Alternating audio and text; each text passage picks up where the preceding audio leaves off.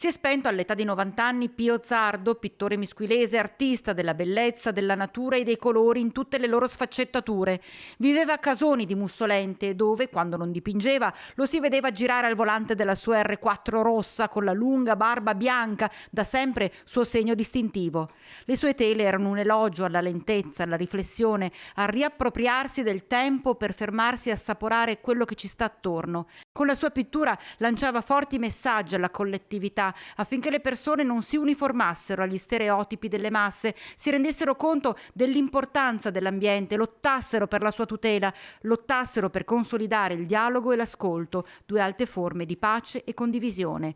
Le sue mostre erano racconti di vita e di emozioni. Ci ha lasciato un buon uomo, un grande artista, un punto di riferimento importante per la comunità di Casoni.